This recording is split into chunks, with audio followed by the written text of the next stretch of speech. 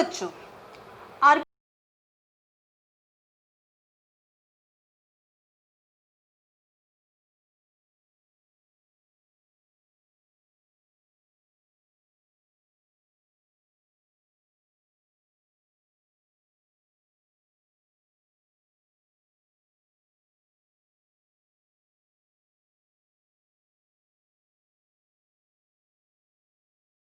Salty water होता है, सी water जो होता है उसका सोलर इवेपोरेशन करवाया जाता है और वहाँ से हमें क्या मिलता है, NaCl या कॉमन साल्ट।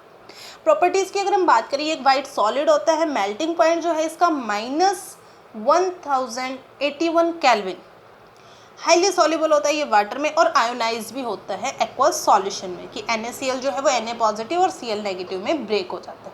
यूजेस की हम बात करें तो फूड में हम कॉमन साल्ट की तरह इसको यूज़ करते हैं, फूड प्रिजर्वेटिव्स में हम इसका यूज़ करते हैं, साथ ही में sodium carbonate, sodium bicarbonate, bleaching powder, sodium hydroxide, इन सब की प्रिपरेशन में हम इसका यूज़ करते हैं।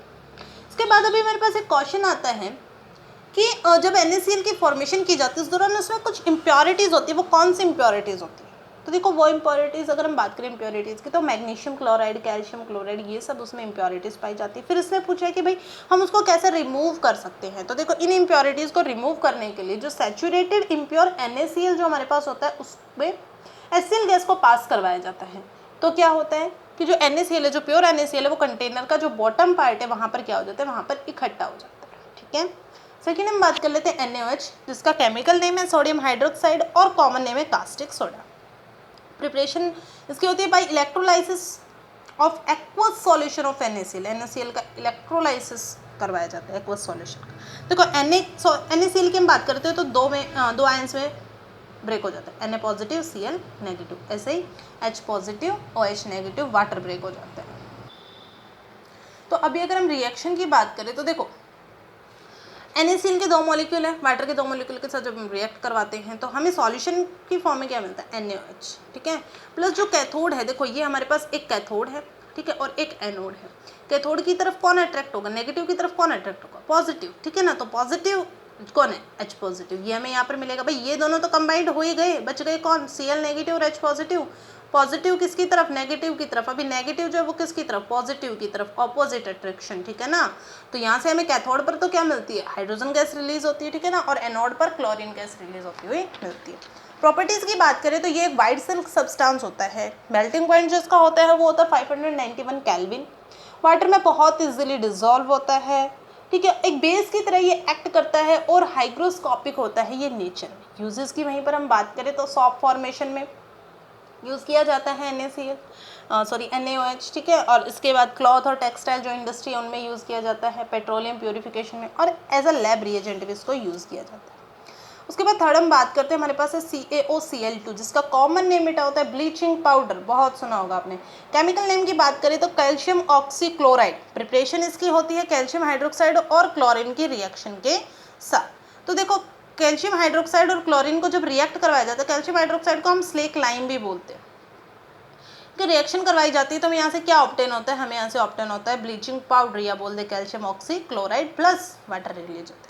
प्रॉपर्टी की बात करें तो येलो कलर्ड सब्सटेंस होता है, ठीक है, और इसमें बहुत ही ज़्यादा स्मेल होती है। ठीक है, सॉल्युबल होता है वाटर में।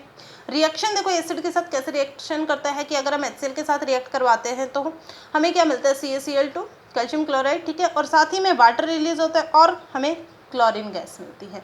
ऐसे जब हम इसके H2SO4 के साथ रिएक्शन करवाते हैं तो CaSO4 हमें मिलता है, H2O और Cl2। देखो अभी हमने क्या कहा था कि इसमें स्मेल होती है, स्मेल, स्ट्रॉन्ग स्मेल होती है। कारण क्या है, क्योंकि ये जब भी रिएक्ट करता है, अभी देखो ये क्लोरीन जो है ओपन, अगर हम ओपन में रख दें कैल्शियम ऑक्सीक्लोराइड को, ओपनली रखें तो उसमें से क्लोरीन गैस रिलीज होती है, और क्लोरीन गैस रिलीज होने की वजह से क्या होता है, वो बहुत स्मेल प्रोवाइड करता है। ठीक है, यूजेस की अगर हम बात करें तो इसको हमें ब्लीचिंग एजेंट यूज़ कर सकते हैं, क्लोथ्स को ब्लीच करने के लिए, प्यूरिफिकेशन ऑफ वाटर में भी हम इसको यूज़ करते हैं, साथ ही लैब रिएजेंट की तरह भी हम इसको यूज़ कर सकते हैं। इसके बाद बेटा क्वेश्चन पूछा जाता है कि ब्लीचिंग जो एक्शन है ब्लीचिंग पाउडर का, उसको हमें समझाना है। ब्लीचिंग पाउडर का ब्लीचिंग एक्शन जो है उसको हमें समझाना है।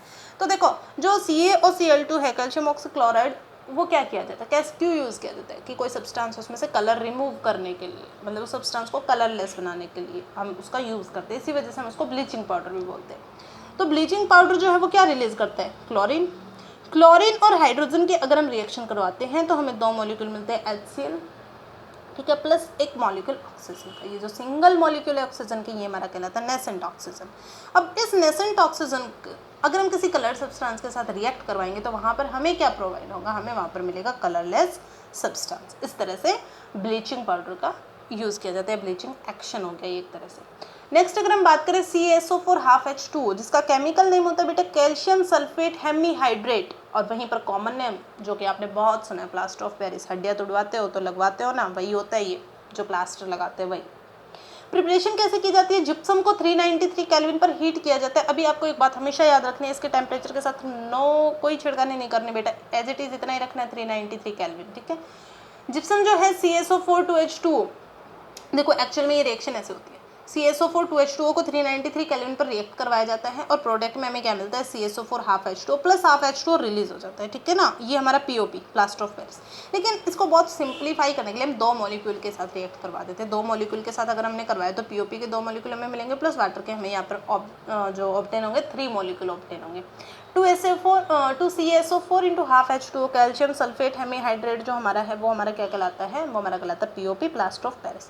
प्रॉपर्टीज़ की बात करें तो वाइट सिल्क सॉलिड सब्सटेंस होता है, आपको पता है, आपने देखा भी है बहुत, ठीक है। वाटर के साथ मिक्स करने पर क्या होता है, बहुत ज़्यादा हार्ड हो जाता है ये, ठीक है ना। वाटर के साथ मिक्स करने पर क्या होगा, बहुत ज़्यादा हार्ड हो जाएगा। यूजेस की अगर हम बात करें तो जो बोन्स क्रैक हो जाती है उनकी रिपेयरिंग में यूज़ किया जाता है। बिल्डिंग्स हैं कोई अगर हम बात करें डेकोरेटिव मटेरियल या फायर प्रूफ सब्सटेंसेस बनाने में भी इसका यूज़ किया जाता है। इसके अलावा डेंटल मेडिकल में भी इसका यूज़ किया जाता है। अब एक बात आती है कि अगर हमने जिप्सम को 393 केल्विन से अबोव टेम्परेचर पर अगर गर्म कर दिया तो क्या होगा।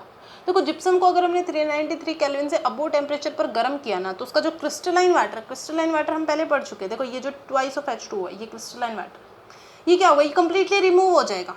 और कम्प्लीटली रिमूव होने पर हमें क्या मिलेगा, हमें मिलेगा एक डेड बर्न्ड प्लास्ट, ठीक है। डेड बर्न्ड प्लास्ट अगर पूछा आपसे किसी ने कि क्या होता है, तो जब जिप्सम अगर हम ऐसा कहें कि जो POP जो जिप्सम या POP उसको हमने बहुत ज़्यादा टेम्परेचर पर 393 केल्विन से अपर टेम्परेचर पर अगर हमने उसको क्या कर दिया, हीट कर दिया, गर्म कर दिया, तो उसमें से क्रिस्टलाइन वाटर रिमूव हो जाएगा और वहाँ से हमें क्या मिलेगा, डेड बर्न प्लास्टर में से वहाँ से मिलेगा। नेक्स्ट अगर हम बात करते हैं तो नेक्स्ट हमारा है NaHCO3 जिसका कॉमन नेम बेटा होता है बेकिंग सोडा, खाने में यूज़ करते हो, ठीक है ना।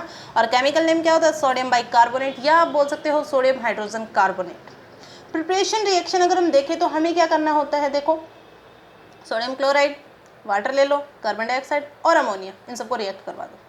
रिएक्ट करवाने पर हमें क्या मिलेगा, हमें एक तो अमोनियम क्लोराइड साइड में मिल जाएगा और जो मेन प्रोडक्ट हमारा मिलेगा वो हमें क्या मिलेगा, बेकिंग सोडा NaHCO3। या फिर हम क्या करें, सोडियम कार्बोनेट की कार्बन डाइऑक्साइड और वाटर के साथ रिएक्शन करवा दें, तो वहाँ से भी हमें क्या ऑब्टेन होगा, वहाँ से भी हमें मिलेगा बेकिंग सोडा। प्रॉपर्टीज़ की अगर हम बात करें तो वाइट क्रिस्टलाइन सॉलिड होता है, हार्डली सॉल्युबल होता है वाटर में। एक्वा सॉल्यूशन जो इसका होता है वो नेचर में होता है बेसिक, या बोल दें हम एल्केलाइन, और साथ ही में जब हम इसको गर्म करते हैं तो कार्बन डाइऑक्साइड इसमें से रिलीज होती है और वाटर मॉलिक्यूल भी हमें मिलते हैं। यूजेस की अगर हम बात करें, यूजेस देखो किस तरह से यूज़ किया जाता है। बेकिंग पाउडर को फूड में यूज़ किया जाता है, हमें पता है, हम यूज़ करते हैं, ठीक है ना। हम पकौड़े वगैरह बनाते हैं, खाए होंगे ना, खाते ही हो, ठीक है ना, तो उसमें यूज़ किया जाता है उसको स्पंजी बनाने के लिए।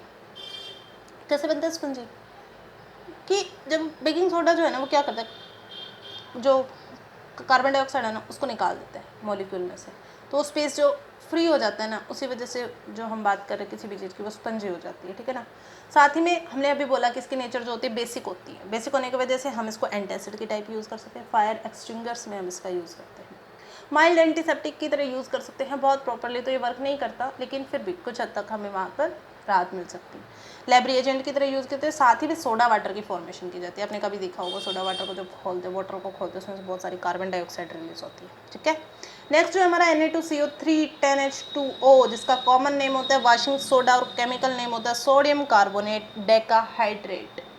अगर प्रिपरेशन रिएक्शन की बात की जाए तो देखो इसकी प्रिपरेशन होती है bye Solvay process. Solvay process हमारे सिलेबस में है नहीं, हमारे सिलेबस में बाय NaHCO3 सोडियम बाइकार्बोनेट, तो उसी के थ्रू अगर हम करेंगे तो देखो क्या किया जाता है, सोडियम बाइकार्बोनेट को हीट करवा दो, हीट करवाया तो हमें क्या मिला, Na2CO3, ठीक है, और प्लस कार्बन डाइऑक्साइड रिलीज हो गया और वाटर में मिल गया। अभी जो Na2CO3 हमारे पास बचा और वाटर बचा, वाटर के 10 मॉलिक्यूल के साथ रिएक्शन करवाओ और हमें क्या मिल जाएगा, वॉशिंग सोडा हमें यहाँ पर मिल जाएगा। प्रॉपर्टीज़ की बात करते हैं, वाइट क्रिस्टलाइन सॉलिड होता है, वाटर में इजीली सॉल्यूबल होता है, बेसिक नेचर का होता है या एल्कलाइन नेचर का होता है एक्वा सॉल्यूशन इसका। हीट करने पर एक सोडा एस हमें प्रोवाइड करता है, Na2CO3 10H2 को जब हम हीट करते हैं तो हमें सोडा एस जो Na2CO3 है एक्चुअल में क्या है, ये सोडियम कार्बोनेट वही हमें मिलता है, इसी को हम सोडा एश भी बोलते हैं, ठीक है, प्लस वाटर मॉलिक्यूल रिलीज हो जाते हैं। यूजेस की बात करें तो वॉशिंग एंड क्लीनिंग में यूज़ किया जाता है। वॉशिंग सोडा का तो पता ही है ना बेटा, वॉशिंग में यूज़ करते हो, बेकिंग सोडा की फॉर्मेशन में भी यूज़ करते हैं हम इसका, ग्लास बनाने में, सॉप बनाने में, ठीक है, सोडियम हाइड्रोक्साइड इन सब की फॉर्मेशन में भी हम इसका यूज़ करते हैं। पेपर टेक्सटाइल इंडस्ट्री में हम इसका यूज़ करते हैं और एक लैब रिएजेंट की तरह भी हम इसको यूज़ करते हैं। सो ये हो गए हमारे कुछ कॉमन कंपाउंड। होप आपको बहुत अच्छे से ये समझ में आए होंगे। इसके बाद जो नेक्स्ट है हमारा सॉप एंड डिटर्जेंट और मिसेल फॉर्मेशन, वो जो है वो हम पढ़ेंगे नेक्स्ट क्लास में। तब तक के लिए टेक केयर, बाय बाय।